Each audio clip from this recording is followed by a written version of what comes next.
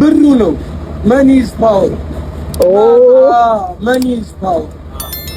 ብሩ ነው እንድትኖር እንዳትኖር የሚያደርግህ ብሩ ነው።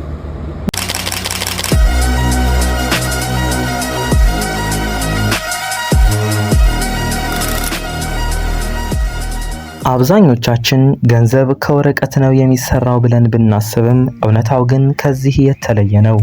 በኪሶ ውስጥ ያለው ብር ተራ ወረቀት ይመስሎታል? በጭራሽ። ዛሬ የምነግራችሁ ታሪክ ገንዘብ ተራ ወረቀት ሳይሆን ከፍተኛ ጥበብ፣ ውስብስብ ቴክኖሎጂና ዓይን ያወጣ ጥበቃ የሚደረግለት ድንቅ ነገር መሆኑን ያሳያችኋል። ከአንድ ግለሰብ እስከ ሀገር መንግስታት ድረስ የገንዘብን ሚስጥር ለመቆጣጠር የሚደረገው ትንቅንቅ ሳታውቁት በያዛችሁት እያንዳንዱ ብር ጀርባ ተደብቋል። በየቀኑ ገንዘብን እንይዛለን፣ እንጠቀምበታለን። ግን እስኪ ቆም ብላችሁ አስቡ። የምትይዙት የብር ኖት እንዴት ተሰራ? በገንዘብ ላይ የሚታዩት ስዕሎችና የውሃ ምልክቶችስ ለምን ያስፈልጋሉ? ሁላችንም እጃችን ላይ ይዘነው የምናገኘው ነገር ግን ስለ አሰራሩ ብዙም የማናውቀው አስገራሚ ነገር አለ።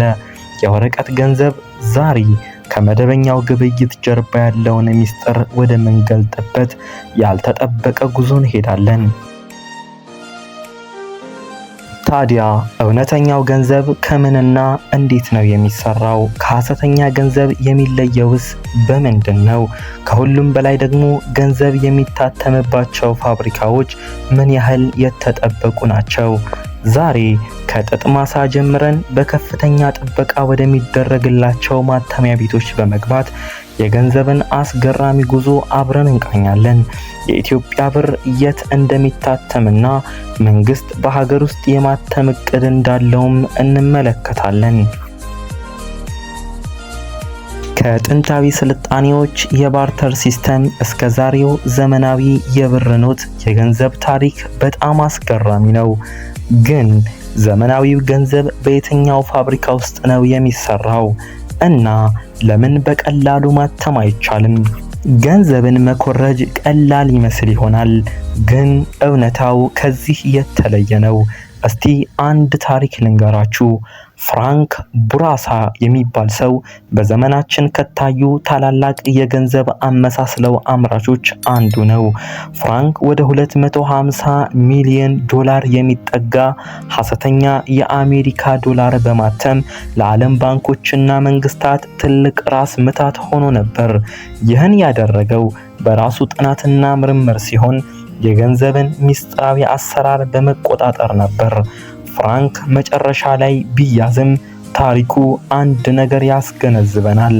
የገንዘብ ምርት ሂደት ምን ያህል ውስብስብና ጥንቃቄ የተሞላበት እንደሆነ። ታዲያ እውነተኛው ገንዘብ ከምንና እንዴት ነው የሚሰራው? ከሐሰተኛ ገንዘብ የሚለየውስ ምንድን ነው? አብዛኞቻችን ገንዘብ ከወረቀት ነው የሚሰራው ብለን ብናስብም እውነታው ግን ከዚህ የተለየ ነው። ገንዘብ የሚሰራው 75% ከጥጥና 25% ከበፍታ ወይንም ደግሞ ሊነን ከሚባል ተክል ድብልቅ ነው። ይህ ውህድ ገንዘቡን ጠንካራ፣ ዘላቂና በቀላሉ የማይበላሽ ያደርገዋል። አንድ የአሜሪካ ዶላር ለምሳሌ እስከ 4000 ጊዜ ሳይቀደድ መታጠፍ ይችላል። የማምረት ሂደቱ የሚጀምረው ከፍተኛ መጠን ያለው ጥጥና በፍታ በትላልቅ ማሽኖች ውስጥ ተበጥነው ከተለያዩ ኬሚካሎች ጋር በመቀላቀል ወደ ለስለስ ፐልፕ ወይም ሊጥነት በመቀየር ነው። በዚህ ሂደት ውስጥ ነው የመጀመሪያዎቹ የደህንነት መጠበቂያዎች የሚጨመሩት። አሁን በጣም አስደናቂ ወደ ሆነው ክፍል ደርሰናል። ህትመቱ ገንዘብ እንደ ሌሎች ነገሮች በቀላሉ አይታተምም። ይህ ሂደት የሚከናወነው በጣም ከፍተኛ ደህንነት ባላቸው ማተሚያ ቤቶች ውስጥ ነው። የህትመቱ ሂደት በብዙ ደረጃዎች ይካሄዳል። ከነዚህም ውስጥ የውሃ ምልክት ዋተርማርክ፣ የደህንነት ክር ሴኩሪቲ ቲርድ እና ልዩ ቀለም ከለር ሺፍቲንግ ሊንክ ዋና ዋናዎቹ ናቸው። እነዚህ ምልክቶች ገንዘቡን ከሐሰተኛ ገንዘብ ለመለየት የሚረዱ ወሳኝ የደህንነት መጠበቂያዎች ናቸው። እውነተኛውን ገንዘብ ከሐሰተኛው የሚለዩት በአይን የማይታዩ ነገር ግን ወሳኝ የሆኑ የደህንነት ሚስጥሮች ናቸው። ከእነዚህም መካከል ቅድም እንዳልኳችሁ ዋተርማርክ፣ የደህንነት ክር፣ ልዩ ቀለምና ማይክሮ ፕሪንቲንግ ናቸው። የደህንነት ምልክቶች ከተጨመሩ በኋላ ገንዘቡ በሶስት ዋና ዋና ደረጃዎች ይገባል። በመጀመሪያ ኦፍሴት ህትመት፣ በመቀጠል ኢንታንግሊዮ ህትመት፣ በመጨረሻም ሌተር ፕሬስ ህትመት ይካሄዳል። ገንዘብ የዕለት ተዕለት ህይወታችን አካል ነው። ነገር ግን የሚመረትበት ቦታ እና የጥበቃ ሁኔታው እንዴት እንደሆነ ብዙዎቻችን አናውቅም። በዓለማችን ላይ ገንዘብ የሚመረትባቸው ፋብሪካዎች ከፍተኛ ጥበቃ የሚደረግላቸው ከመሆናቸውም በተጨማሪ ሚስጥራዊነትን የተላበሱ ናቸው። ይህ ሁሉ ሂደት የሚካሄደው ከአንድ ወታደራዊ ካምፕ በማይተናነስ ጥበቃ ነው። ብዙ ሀገራት የራሳቸውን ገንዘብ ቢያተሙም አብዛኞቹ ሀገራት ግን ገንዘባቸው እንዲታተም የሚሰጡት ለዩናይትድ ኪንግደም ነው። ለዚህ ትልቅ ታሪካዊና ኢኮኖሚያዊ ምልክት አለ። ዩናይትድ ኪንግደም በገንዘብ ማተም ረገድ ትልቅ ታሪካዊ ተሞክሮና የቴክኖሎጂ የበላይነት አላት።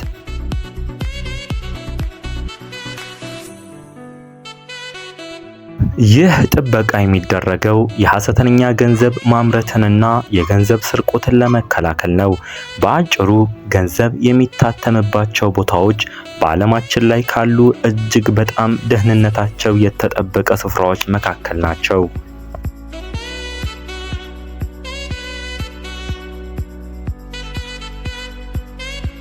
ብዙዎቻችን የምንጠይቀው ጥያቄ ለምን መንግስት በፈለጉት ጊዜ ገንዘብን ያለ ገደብ ማተም አይችሉም የሚለው ነው። ያለ ገደብ ገንዘብ ማተም የኢኮኖሚክስ መሰረታዊ መርሆችን የሚጻረርና የሀገርን ኢኮኖሚ ከስሩ የሚያናጋ አደገኛ ተግባር ነው። ይህ የሚያስከትላቸው ዋና ዋና ችግሮች የዋጋ ግሽበት፣ የገንዘብ ዋጋ መውረድና የኢኮኖሚ አለመረጋጋት ናቸው። ለምሳሌ የዚምባብዌና የቬንዙዌላን ታሪክ ያለ ገደብ ገንዘብ ማተም ምን ያህል አደገኛ እንደሆነ የሚያሳዩ ታሪካዊ ማስረጃዎች ናቸው። በዚምባብዌ በአንድ ወቅት በቢሊዮን የሚቆጠሩ የዚምባብዌ ዶላር ለመንግስት አንድ ዳቦ በቂ አልነበረም። በአጠቃላይ ያለ ገደብ ገንዘብ ማተም ጊዜያዊ ችግርን ለመቅረፍ ቀላል መንገድ ቢመስልም የረዥም ጊዜ መዘዙ እጅግ የከፋና የሀገርን ኢኮኖሚ ከጥቅም ውጭ ሊያደርግ የሚችል አደገኛ ተግባር ነው። ሌላኛው ደግሞ የኢትዮጵያ ብር የት ነው የሚታተመው የሚለው ነው። በአሁኑ ሰዓት የኢትዮጵያ ብር የሚታተመው በውጭ ሀገራት በሚገኙ ከፍተኛ የደህንነት ማተሚያ ድርጅቶች ነው። ነገር ግን አንድ አስደሳች ዜና አለ። የኢትዮጵያ መንግስት የብር ኖቶችን በሀገር ውስጥ ለማተም ለረጅም ጊዜ ሲሰራ ቆይቷል። ለዚህም ከሱዳን የገንዘብ ማተሚያ ድርጅት ልምድ ለመውሰድ ጥረቶች ተደርገዋል። በሀገራችን ብርሃንና ሰላም ማተሚያ ድርጅት የተባለ አንጋፋና ሚስጥራዊ ሰነዶችን በማተም የሚታወቅ ተቋም አለ። ይህ ተቋም ወደፊት የሀገራችንን ገንዘብ በማተም ትልቅ ኃላፊነት ሊወስድ ይችላል የሚሉ እምነቶች አሉ። የራስን ገንዘብ በሀገር ውስጥ ማተም መቻል የኢኮኖሚ ነፃነትና የደህንነት ቁጥርን ከማጎልበቱም በላይ ለሀገር ትልቅ ኩራት ነው። ዛሬ ለዘመናት ህይወታችንን ሲመሩ የነበሩ የወረቀት ገንዘቦች አብዮታዊ ለውጥ እየገጠማቸው ነው። አሁን ገንዘብ በጣት ጠቅታ የሚላክና የሚቀበል የዲጂታል ምልክት ሆኗል። ይህ የዲጂታል ገንዘብ መስፋፋት በወረቀት ላይ ብዙ ተጽዕኖዎች አሉት። የወንጀልና የሙስና ስርጭት እንዲቀንስ አድርጓል። የባንኮችን ወጪ ቀንሷል። ነገር ግን የወረቀት ገንዘብ ሙሉ በሙሉ ይጠፋል? አይደለም። ለአጭር ጊዜ ሙሉ በሙሉ ይጠፋል ብሎ መገመት ከባድ ነው።